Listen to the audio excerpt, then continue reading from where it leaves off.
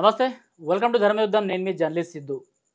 G న్యూస్కి సంబంధించిన ఒక ఆర్టికల్ కనిపించింది. 2-3 రోజుల నుంచి దీని గురించి మాట్లాడదాం అనుకున్నా, నాకు టైం దొరక్క దీని గురించి మాట్లాడలేదు. కాకపోతే భారతదేశంలో మన హిందువుల పరిస్థితి ఎలా ఉంది, మనం క్లియర్ కట్గా మన రథయాత్రలు లేకపోతే మనకు సంబంధించిన పండుగలు పూజలు ఇవన్నీ కరెక్ట్గా మనం జరుపుకుంటున్నామా లేదా, జరుపుకుంటే ఎలాంటి ప్రాబ్లమ్స్ వస్తున్నాయి అన్న దాని గురించి మనం ఈరోజు మాట్లాడుకుందాము. అయితే మస్జిద్ కే బహార్ భారత్ కి జీత్ కా జశ్న్ మనానా గునా అంటే మసీదు ముందర భారతదేశానికి సంబంధించిన ఏదైతే మనం ఇటీవల ఈ ఛాంపియన్షిప్ ఏదైతే గెలుచుకున్నామో, ఈ ఛాంపియన్షిప్ గెలుచుకున్న తర్వాత కొంతమంది ఔత్సాహికులు మధ్యప్రదేశ్లోని ఇందోర్లో ర్యాలీగా తిరంగా ర్యాలీ చేయడం జరిగింది.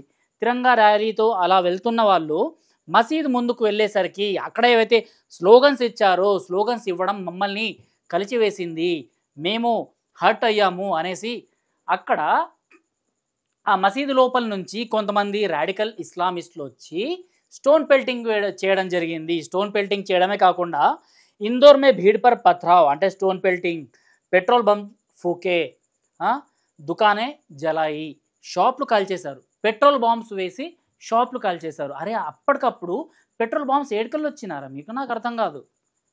అంటే ప్రతి చోట ఇంతేనా? ప్రతి చోట హిందువులు వెళ్తున్నా అంటే మీ మసీదు ముందు నుంచి వెళ్తున్నా లేకపోతే ఇతర ప్రార్థనా మందిరాల ముందు నుంచి వెళ్తున్నా కూడా ఇలాంటివే జరగడం, స్టోన్ పెల్టింగ్ జరగడము, లేకపోతే మా ఏరియా నుంచి మీరు వెళ్ళొద్దు అనేసి. రాయచోటి మొన్నటి వరకు ఏమంటావు ప్రవీణ్? రాయచోటికి సంబంధించిన ఇష్యూ నీకు తెలుసా? రాయచోటి కర్నూలు జిల్లా ఆదోనికి సంబంధించిన ఏదైతే ఏరియా ఉందో, సో అక్కడ రాయచోటి ఏరియాలో అక్కడ ఒక స్వామికి సంబంధించిన అంటే శివాలయం నుంచి అక్కడ వీరభద్రేశ్వర స్వామికి సంబంధించిన ఒక ఊరేగింపు ఒక మసీదు ముందు నుంచి వెళ్తుంది. ఒక సర్కిల్ దగ్గరకు వచ్చేసరికి అక్కడ ఆ మసీదు దగ్గర గుమిగూడిన కొంతమంది ఇస్లామిక్ రాడికల్స్ అవతల నుంచి వెళ్తున్న ఎవరైతే హిందువులు ఉన్నారో, రథయాత్ర ఏదైతే జరుగుతుందో, ఏదైతే స్వామివారి పల్లకి సేవ ఊరేగింపు జరుగుతుందో ఆ ఊరేగింపు పైన వాళ్ళు అటాక్ చేయడానికి ట్రై చేసిండ్రు. ఇది 4 days బ్యాక్ జరిగింది. 4 days బ్యాక్ ఈ ఇందోర్ మసీదు నుంచి అక్కడ ఎవరైతే క్రికెట్ ఫ్యాన్స్ ఉన్నారో వాళ్ళపైన స్టోన్ పెల్టింగ్ ఇవన్నీ జరిగినాయి. పెట్రోల్ బాంబ్స్ వేసి అక్కడున్న వెహికల్స్ చూసుకోవచ్చు మనం. ఇక్కడ అక్కడున్న వెహికల్స్ వాటిని కాల్ చేసిండ్రు, బైక్స్ వాటిని కాల్ చేసిండ్రు. ఇదంతా జరిగిందన్నమాట. ఎందుకు ప్రతిసారి హిందువులే దీనికి టార్గెట్ అవుతున్నారు, హిందువులు కామ్గా ఉన్నారు కాబట్టేనా ఇదంతా అనేసి చాలామంది దీని గురించి ప్రశ్నిస్తున్నారు, చాలామంది దీని గురించి మాట్లాడుకుంటున్నారు. ప్రవీణ్ ఏమైనా చెప్తావా? ఇది భారత జాతి, భారతదేశం గర్వించదగ్గటువంటి ఒక ట్రోఫీలో విజయం సాధిస్తే అది ఒక హిందూ మతం సంబంధించిన వ్యక్తులు అండ్ ముస్లింలు, క్రిస్టియన్లు అన్ని మతాల వాళ్ళు గర్వంగా పండగ చేసుకున్నటువంటి సంబరం అది. అట్లాంటిది మీరు మసీద్ ముందరికి వెళ్ళి విజయోత్సవ ర్యాలీ తీస్తుంటే మీరు పెట్రోల్ బాంబు దాడులు చేయడం ఏంటి? మీరు కూడా దీన్ని గర్వంగా అక్కడి మౌలానా ఏమన్నాడు అంటే మేమేమైనా పాకిస్తాన్లో ఉన్నామా, మేమేమైనా బంగ్లాదేశ్లో ఉన్నామా? మా మసీదు భారతదేశంలో ఉంది కదా, మరి దీని ముందు నుంచి వెళ్ళేటప్పుడు మీరు స్లోగన్స్ ఎందుకు ఇస్తున్నారు, జై శ్రీరామ్ అని, భారత్ మాతాకి జై అనేసి? సో మా వాళ్ళకి కోపం వచ్చింది అంటారు. అంటే స్లోగన్స్ ఇస్తే మీరు బాంబుల వర్షం ఇలాంటివన్నీ చేస్తారా? బాంబులతోనే అటాక్ చేస్తారా?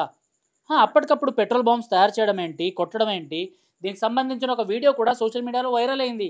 అసలు అక్కడ ఎవరు అంటే ఈయన చెప్పినట్టు ఎవరు కూడా మసీదు లోపల, ఈయన ఇంకో మాట ఏం చెప్పిండంటే ఈ మౌలానా, ఆ మసీదు లోపలంట ఏవైతే సుత్లీ బాంబ్ అనేసి అంటారు కదా వాటిని పడేసిండ్రంట ఆ మసీదులో. హిందువులు ఎవరో ఆకతాయిలు చేసిండ్రు అది ఇది అనేసి చెప్పుకొని వచ్చిండు. బట్ ఇక్కడ అర్థం చేసుకోవాల్సింది ఏముందంటే ఒక వీడియో వైరల్ అయింది, దాంట్లో జస్ట్ జనాలు అక్కడ నుంచి వెళ్తున్నారు, స్లోగన్స్ ఇస్తూ వెళ్తున్నారు. వాళ్ళు స్లోగన్స్ వెనకాల ఉన్నప్పుడు ఇచ్చిండ్రు, అది క్రాస్ అయిన తర్వాత ఇచ్చిండ్రు, అక్కడ ఉన్నప్పుడు కూడా ఇచ్చిండ్రు. మసీదు ముందర స్లోగన్స్ ఇవ్వకూడదు అనేసి అంటే అయితే నేను ఒప్పుకోను. చలో మీకు రెస్పెక్ట్ ఇస్తాము, మీకు రెస్పెక్ట్ ఇచ్చి మేము కూడా కొంచెం తగ్గాలి, మాకు రెస్పెక్ట్ ఇచ్చి మీరు తగ్గాలి. సో ఆజాన్ ఏదైనా నడుస్తున్నప్పుడు అలాంటివన్నీ ఓకే. బట్ నార్మల్గా వీళ్ళందరూ పాపం ఫ్యాన్స్ వీళ్ళందరూ వెళ్తున్నప్పుడు వీళ్ళపైన అటాక్స్, అరే ఒక ప్రార్థన మందిరం అనుకున్నారా ఏమనుకున్నారా? అంతమంది లోపల నుంచి వచ్చి అటాక్స్ చేస్తూ వెళ్ళిపోయారు. అక్కడ జనాలు ఎవరైతే ఉన్నారో ఆ జనాల్ని కొట్టడం జరిగింది. ఇంకొక విషయం ఇవన్నీ వీళ్ళు ముస్లిం వ్యతిరేక నినాదాలు చేసినప్పుడు కదా వీళ్ళు దాడి చేయడము, ఇంకా నిలదీయించడం, లేకుంటే నిలదీసి అడగడమో చేయాలి. కానీ మనం జై శ్రీరామ్ అంటే తప్పేంది, భారత్ మాతాకి జై అంటే తప్పేంది, జై భారత్ అంటే తప్పేంది, వాళ్ళు కూడా జై భారత్ అనొచ్చు, జై హింద్ అనొచ్చు, దాని తప్పేముంది.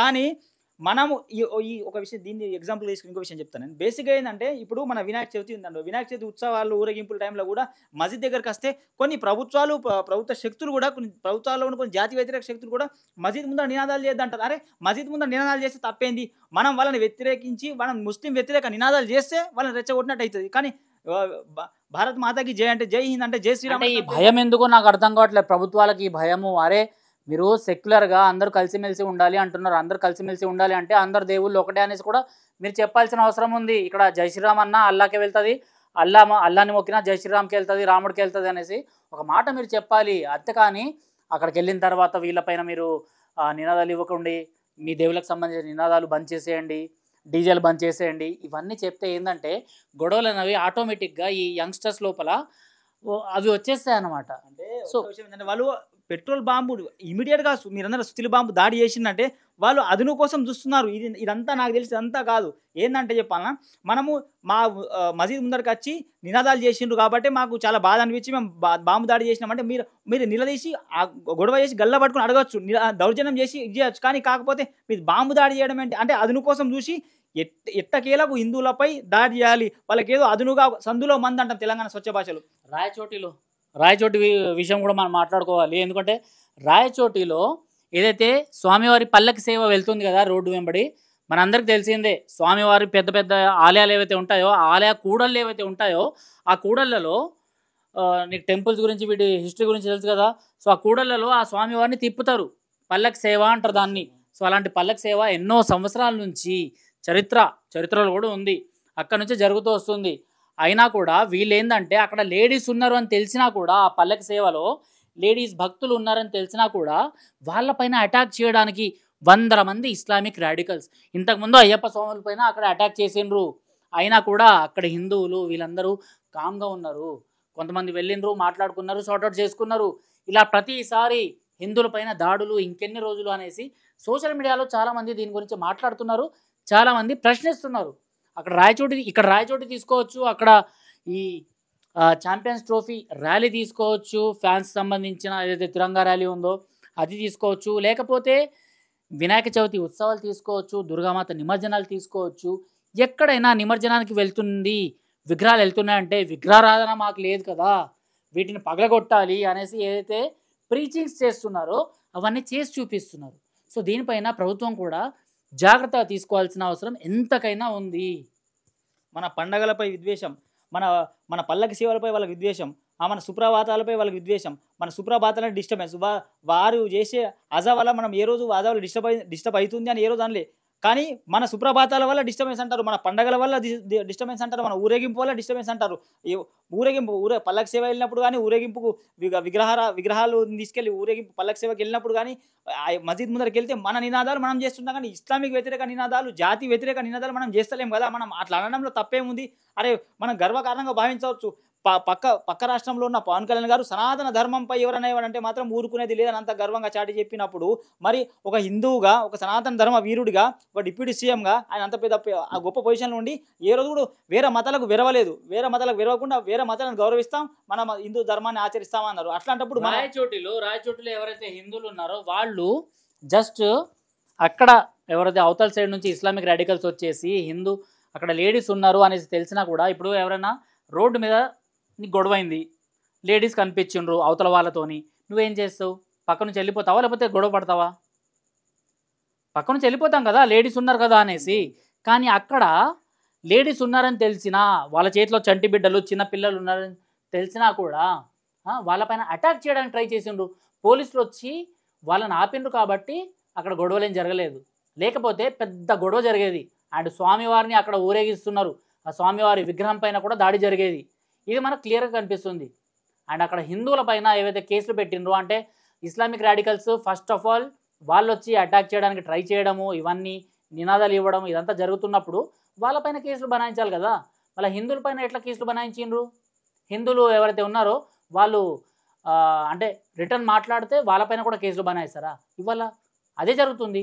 హైదరాబాద్లోని కుత్బుల్లాపూర్లో కూడా అదే జరిగింది.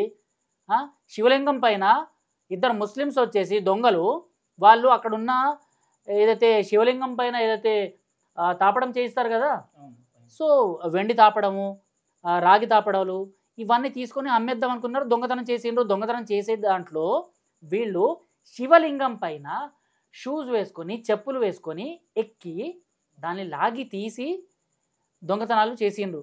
ఇది హర్ట్ అయ్యి కొంతమంది హిందువులు రోడ్డు ఎక్కి నినాదాలు చేసి వాళ్ళని పట్టుకున్నారు. కానీ ఇలాంటివి జరగకుండా చూడండి, తెలంగాణలో కాంగ్రెస్ ప్రభుత్వం వచ్చిన తర్వాత ఇలాంటివి ఎక్కువ జరుగుతున్నాయనేసి అడిగితే వాళ్ళని ఈడ్చుకొని తీసుకుపోయినరు. వాళ్ళ ఈడ్చుకొని లాక్కొని వాళ్ళపైన లాఠీ చార్జ్ చేసుకుంటూ ఇట్లా తీసుకుపోయినరు. ఇట్లుంది ప్రభుత్వం పరిస్థితి. ఇక్కడ తెలంగాణలో కాంగ్రెస్ కావచ్చు, లేకపోతే మధ్యప్రదేశ్లో కావచ్చు, ఎవరున్నా ఎక్కడ ఎలాంటి రాజ్యం ఉన్నా, మధ్యప్రదేశ్లో కూడా ఇంతకుముందు బీజేపీ, ఇప్పుడు బీజేపీ, సరే అలాంటి దాంట్లో కూడా మాదే నడవాలి, మేము మైనార్టీసు మాదే నడవాలి, మేమే ఇక్కడ తుర్రుం ఖాన్లు అనేసి మీరు మాట్లాడితే మాత్రం కంపల్సరీగా గొడవలు అవుతాయి.